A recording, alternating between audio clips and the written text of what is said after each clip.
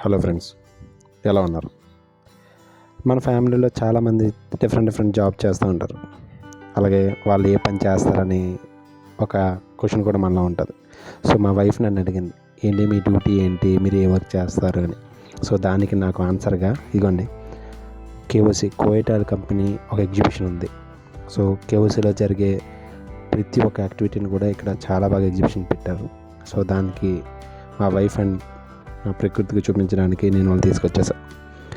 So దీని పేరు Kuwait oil company Jaber Ali exhibition. ఇది అహ్మదీలో ఉంటుంది, కువైట్లో. ఇప్పుడు మీరు చూసేది వాల్ అండి. ఈ వాల్ డిజైన్లో ఏంటంటే డిఫరెంట్ వాల్స్ ఉంటాయి. ఆ వాల్స్లో గేట్ వాల్ అవ్వచ్చు, గ్లోబ్ వాల్ అవ్వచ్చు, అలాగే చెక్ వాల్ అని డిఫరెంట్ వాల్స్ ఉంటాయి. సో ఆ డిస్ప్లేలో పెట్టారు. ఇక్కడ మీరు చూసారు కదా, ఈ పైప్ అనేది లైక్ ఫ్లో లైన్, అలాగే కొన్ని ఆయిల్ ప్రొడక్షన్ హెడ్స్ అంటారు, అలాగే మానిఫోల్డ్ హెడర్స్ అంటారు. ఇలా డిఫరెంట్ ఉంటాయి. అలా మీరు అక్కడ స్టార్టింగ్ ఎంట్రన్స్లో కొన్ని వీడియోస్ వాళ్ళు ప్లే చేశారు. సో ప్రొడక్షన్ నుంచి ఎలా ఆయిల్ని కనుక్కుంటారు అవన్నీ కూడా. స్టార్టింగ్లో మీరు చూసారంటే అది సిస్మిక్ సిగ్నల్ ఇచ్చి ముందు ఆయిల్ని ఎలా కనుక్కుంటారని చెప్పించినటువంటి వీడియో. దాని తర్వాత మీరు చూసేది రిగ్స్ ట్రాన్స్పోర్టేషన్. ఎప్పుడైతే ఆ యొక్క పర్టికులర్ లొకేషన్లో ఆయిల్ రిజర్వ్స్ ఉన్నాయని కనుక్కుంటారో అక్కడికి చాలా పెద్ద ఎక్విప్మెంట్స్ పంపిస్తారు. వాటిని రిగ్ ఎక్విప్మెంట్స్ అంటాం. ఇక్కడ మీరు చూసేది లాంగ్ ఉన్నటువంటిది రిగ్. సో ఆ రిగ్ ఏం చేస్తుంది అంటే, సో పర్టికులర్ ఒక జియో లొకేషన్ ట్యాగ్ చేసి ఆ లొకేషన్లో ఆయిల్ ఉందని కనుగొన్న తర్వాత ఆ పర్టికులర్ ఏరియాలో రిగ్ ఎస్టాబ్లిష్ చేసి అక్కడ డ్రిల్లింగ్ స్టార్ట్ చేస్తారు. ఈ డ్రిల్లింగ్లో మీరు చాలా companies and contractors and sub contractors అని వాళ్ళే ఉంటారు. వీటిలో మెయిన్గా ఉన్నటువంటి transportation and also rig piping and also యొక్క రిగ్ హెడ్డర్ యొక్క ట్రాన్స్పోర్టేషన్ అన్నీ కూడా మెయిన్ థింగ్. ఇక్కడ రిగ్ డ్రిల్లింగ్తో పాటు వాటికి ఉన్నటువంటి కేసింగ్ కానీ కాంక్రీట్ వర్క్ కానీ అన్నీ కూడా మీకు ఇక్కడ ఎక్స్ప్లెయిన్ చేస్తారు. ఇక్కడ మీరు చూసేది రిగ్ వాళ్ళు డ్రిల్లింగ్ చేసిన తర్వాత వాళ్ళు ఎస్టాబ్లిష్ చేసినటువంటి రెడీ అయినటువంటి వెల్ హెడ్. దీన్ని మనం ఆయిల్ రిజర్వాయర్ అని కూడా అంటాం.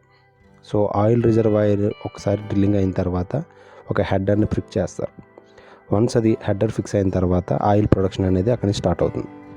సో ఆయిల్ వన్స్ ఆ ప్రొడక్షన్ స్టార్ట్ అయిన తర్వాత అది మీకు గ్యాదరింగ్ సెంటర్స్ ప్రతి కొన్ని 10, 20, 30 అలాగ వెల్స్ అన్నీ కూడా ఒక హెడ్డర్ కనెక్ట్ అయ్యి ఆ హెడ్డర్ అనేది దగ్గర ఉన్నటువంటి గ్యాదరింగ్ సెంటర్కి టోటల్ ఉన్నటువంటి క్రూడ్ ఆయిల్ని పంపించడం జరుగుతుంది.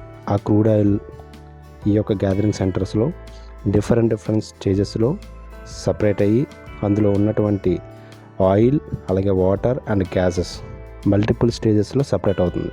సో క్రూడ్ ఆయిల్ని ఇటువంటి పెద్ద ట్యాంక్స్కి ఎక్స్పోర్ట్ చేసి, సో ఫ్లో లైన్స్ ఉంటాయి, ఆ ఫ్లో లైన్స్ ద్వారా ఆ ట్యాంక్స్కి పంపిస్తారు. వన్స్ ఆ ఆయిల్ క్రూడ్ ఆయిల్ అంతా కూడా ప్యూరిఫైడ్ క్రూడ్ ట్యాంక్స్కి వచ్చిన తర్వాత ఇదంతా మీరు చూసేది జెట్టి. ఈ జెట్టి ఏంటంటే ఏదైతే ప్రొడక్షన్ అయినటువంటి క్రూడ్ ఆయిల్ని వేరే కంపెనీస్ అలాగే వేరే కంట్రీస్ పంపించినటువంటి ఏరియాని మనం ఈ యొక్క షిప్పింగ్ ఏరియా అంటాం. ఇక్కడ ఏంటంటే మీకు క్రూడ్ ఆయిల్ ఫిల్లింగ్ అవుతుంది. దీన్ని ఫిల్లింగ్ స్టేషన్ కూడా అంటారు. ఈ యొక్క ఏరియా మొత్తాన్ని కూడా మనం ఫిల్లింగ్ స్టేషన్ ఏరియా అని చెప్తాం, ఆర్ ఫ్లీట్ ఏరియా అని చెప్తాం. ఇది మీరు చూసారంటే కువైట్ ఆయిల్ ఉన్నటువంటి వెరీ బిగ్ ఫ్లీట్ షిప్. దాని ఫ్లీట్ని మనం షిప్ అని కూడా అంటాం. సో ఆ షిప్ మినిమం 3.8 మిలియన్ క్రూడ్ ఆయిల్ని డైలీ వీళ్ళు ఎక్స్పోర్ట్ చేస్తూ ఉంటారు డిఫరెంట్ కంట్రీస్కి. అలాగే మీరు ఇక్కడ చూసారంటే వన్స్ షిప్పింగ్ అయిపోయిన తర్వాత ఆ కంట్రీస్లో డిఫరెంట్ రిఫైనరీస్ అవనివ్వండి లేదా సమ్ అదర్ ప్రాసెసింగ్ యూనిట్స్ పంపించి వాళ్ళ యొక్క క్రూడ్ ఆయిల్ నుంచి డిఫరెంట్ సబ్స్టెన్సెస్ వాళ్ళు రిఫైనింగ్ చేసుకొని ఆ ప్రోడక్ట్స్ అనేది వేరే ప్లాంట్స్ పంపిస్తూ ఉంటారు. ఇది అయిపోయిన తర్వాత మనకి లోపల ఎగ్జిబిషన్లో అసలు ప్రొడక్షన్ ఎలా ఉంది, ఎలాగ చూపిస్తారు, అసలు ఎలా కనుక్కుంటారు అనేది మొత్తం ఎగ్జిబిషన్లో చూపించడం జరిగింది.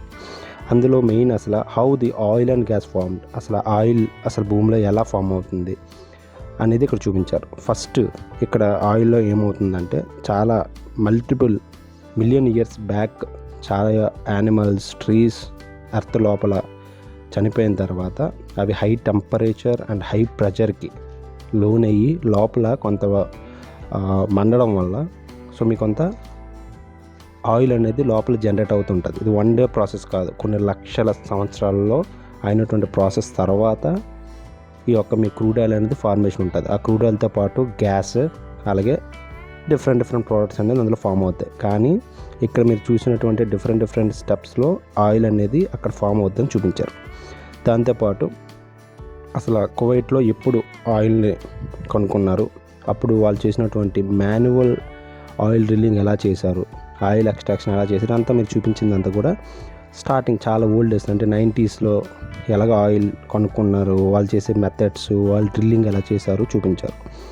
దాంతోపాటు అసలు ఇక్కడ కేఓసి కువైట్ ఆయిల్ కంపెనీలో ఉన్నటువంటి డిఫరెంట్ సాయిల్ టైప్స్లో ఉన్నటువంటి రాక్స్ గురించి చెప్పారు. ఇక్కడ ఒకటి సోర్స్ రాక్, ఇంకోటి ఏమొచ్చి శాండ్ స్టోన్, అలాగే షేల్ స్టోన్. ఇవి ఒక గ్రౌండ్లో ఉన్నటువంటి రాక్స్ టైప్స్ మాట. ఓకే, అంటే ఎర్త్ లోపల ఉన్న రాక్స్ మధ్యలో మన క్రూడ్ ఆయిల్ ఉంటుంది. సో ఇక్కడ ఏంటంటే రాక్స్ దగ్గర ఉండడం వల్ల క్రూడ్ ఆయిల్ ఎక్కువ ఎలా వస్తుంది, అలాగే దూరం ఉంటే ఎక్కువ ఎలా వస్తుంది చూపించే డిఫరెన్స్. సో రాళ్ళు దూరంగా ఉన్న దగ్గర మనకు క్రూడ్ ఆయిల్ ఎక్కువ ప్రొడక్షన్ అనేది జరుగుతుంది. సో ఇక్కడ మీరు చూసారంటే అసలు ఈ సిస్మిక్ టెక్నాలజీ ద్వారా ఎలాగ మనం ఆయిల్ని కనుక్కుంటాం, అలాగే డ్రిల్లింగ్ ఎలా చేస్తాం. ఓకే, సో అసలు సిస్మిక్ సిగ్నల్స్ ఎలా పంపిస్తారు, దాని ఎక్విప్మెంట్ ఏంటి, ఎలా క్రియేట్ చేస్తారు అనేది ఇక్కడ మీకు క్లియర్గా చూపించారు. దీన్నే ఈ ఏరియాలోనే మనం చెప్పేది వెల్ లాగింగ్ అని కూడా అంటారు. ఇక్కడ మీరు చూసే డిఫరెంట్ రాక్స్ టేబుల్స్ కానీ ఇవన్నీ కూడా డిఫరెంట్ లొకేషన్స్లో ఉన్నటువంటి రిజర్వాయర్స్. ఇక్కడ మీరు చూస్తున్నారు కదా మ్యాప్, ఇది కువైట్ మ్యాప్ అన్నమాట. సో కువైట్లో డిఫరెంట్ ఆయిల్ రిజర్వ్స్ ఉన్నాయి. ఒకటి మగవా అని, రతేవా అని, సబరియా అని, అలాగే అబ్దాలి అని, మినగీష్ అని, ఇలాగ చాలా లొకేషన్స్ ఉన్నాయి. సో ఇక్కడ మీకు మ్యాప్లో ఏ లొకేషన్లో ఎటువంటి oil, light oil, heavy oil, ఎంత ఆయిల్ ప్రొడక్షన్ ఉంటుంది, అక్కడ ఎక్విప్మెంట్స్ ఎలా ఉన్నాయని కూడా మీరు చూడొచ్చు. అలాగే ఇక్కడ మీరు తర్వాత history of Kuwait oil company అసలు ఎప్పుడు ఫామ్ అయింది ఏంటి అనేది. యాక్చువల్గా కువైట్ ఆయిల్ కంపెనీ 1934లో కువైట్లో ఆయిల్ అనేది కనుక్కోవడం జరిగింది. 1934 తర్వాత ఇక్కడ Anglo Persian and American Gulf companies అనేది టైఅప్ అయ్యి ఆయిల్ అనేది ప్రొడక్షన్ స్టార్ట్ చేశారు. దాని తర్వాత 1975లో కువైట్ నేషనలైజ్డ్ అయిందన్నమాట. సో డైరెక్ట్గా కువైట్ గవర్నమెంట్ ఆయిల్ని ప్రొడ్యూస్ చేయడం స్టార్ట్ చేసింది. తర్వాత మీరు సెకండ్ ఫ్లోర్లో మొత్తం కువైట్ చుట్టుపక్కల ఉన్నటువంటి 4 లొకేషన్స్ అంటే ఈస్ట్, వెస్ట్, సౌత్, నార్త్ ఇలాగ 4 లొకేషన్స్లో మీరు ఈ వ్యూ పాయింట్ నుంచి అక్కడ ఏ రిజర్వ్స్ ఉన్నాయి, అక్కడ ఆయిల్ ప్రొడక్షన్ ఎంత, నార్త్లో ఎంత, అక్కడ ఏ ప్లాంట్స్ ఉన్నాయి, సౌత్లో ఏ ప్లాంట్స్ ఉన్నాయో చూపించారు. దాని తర్వాత ఇక్కడ మీరు చూసారంటే అసలు ఆ డ్రిల్లింగ్ ఎలా చేస్తారు, ఇన్సైడ్ డెప్త్ అంటే ఎర్త్ లోపల డ్రిల్లింగ్ ఎలా చేస్తారు. ఫస్ట్ డ్రిల్లింగ్ డెప్త్, ఇదేంటంటే మీకు ఫస్ట్ ఒక పాత్ని క్రియేట్ చేస్తుంది డ్రిల్లింగ్.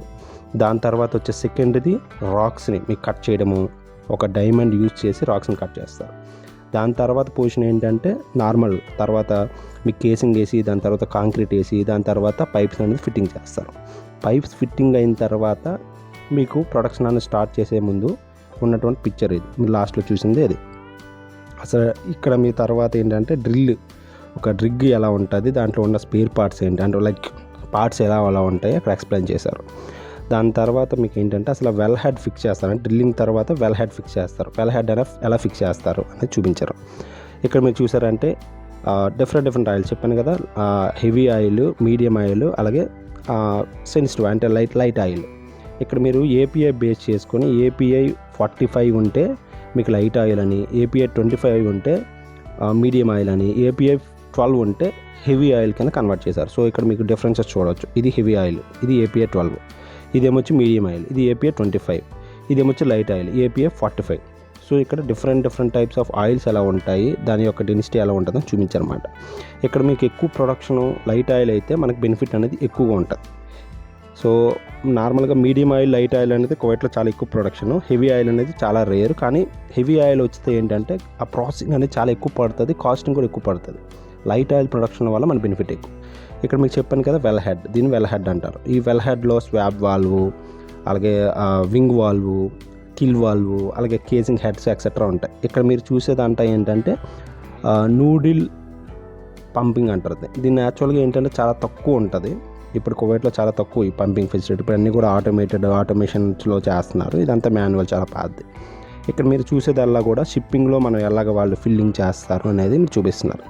సో ఈ షిప్పింగ్లో దీన్ని మనం ఫ్లీట్ షిప్స్ అంటాం. ఇందులో ఏంటంటే వాళ్ళు 350,000 బ్యారెల్స్ నుంచి 8 షిప్స్ ఉన్నాయి వీళ్ళ దగ్గర. మనం వీటిని ఫ్లీట్స్ అంటాం. సో పర్ డే అన్నీ కలుపుకొని 3.8 million barrels of crude oil అనేది వీళ్ళు ఎక్స్పోర్ట్ చేస్తున్నారు. అలాగే ఇక్కడ అసలు కంట్రోల్ యూనిట్లో ఒక్కొక్క ఛాంబర్స్ ఉంటాయి. అంటే షిప్ లోపల డిఫరెంట్ ఛాంబర్స్ ఉంటాయి. అవి ఫస్ట్ ఏది ఫిల్ చేయాలి, దాని తర్వాత ఏది ఫిల్ చేయాలి. ఎందుకంటే మనం రాంగ్గా ఫిల్లింగ్ చేస్తే ఈ యొక్క షిప్ అనేది మునిగిపోయే ఛాన్స్ ఉంటుంది. సో కంట్రోల్ యూనిట్ నుంచి మీరు ఎలా ఫిల్లింగ్ చేస్తారని చూపించారు.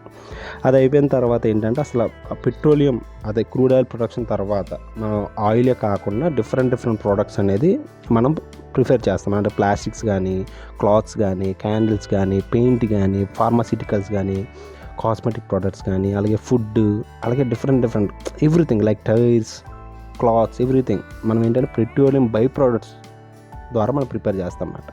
సో ఇదంతా అయిపోయిన తర్వాత కేఓసీలో 1991లో ఇరాక్ అనేది కువైట్లో అంటే వార్ జరిగిందన్నమాట. సో ఇరాకీ ఇన్వెన్షన్ అంటాం దాన్ని.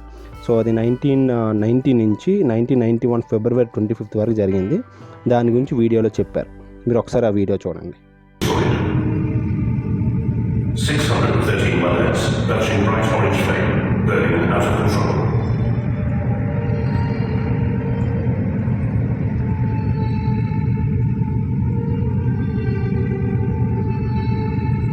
Millions of barrels of oil gushing from the ground every single day.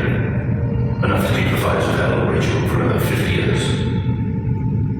Salah Akbar of the Kuwaiti wildlife killers. It was pitch dark, and the more I talked into the field, the darker it got. I had never thought of this kind of darkness because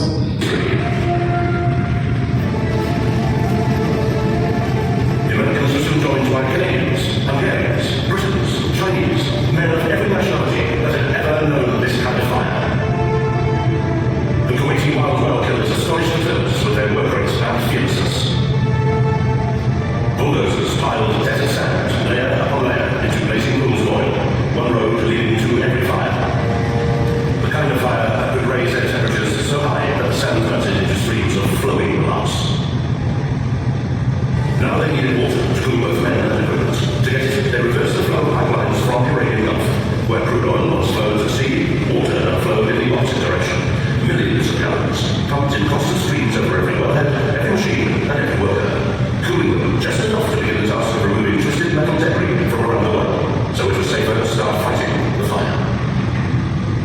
The water keeps you from boiling inside your protective suit. You're sweating on more than a liter of water now, and the only shelter is a tin shed.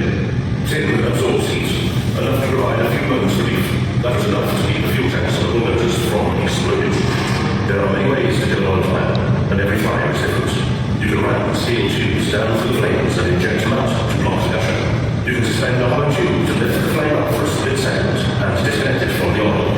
Or you can pour in enough water to drown the flames, like the Hungarian team that loaded big jet engines on a Soviet tank.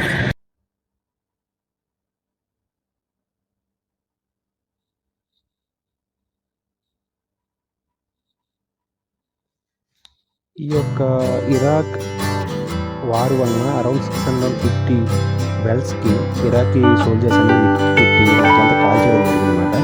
దాని తర్వాత కేఓసీ team మొత్తం దాన్ని fire మొత్తం ఆపి మళ్ళీ అది production తీసుకొచ్చారు.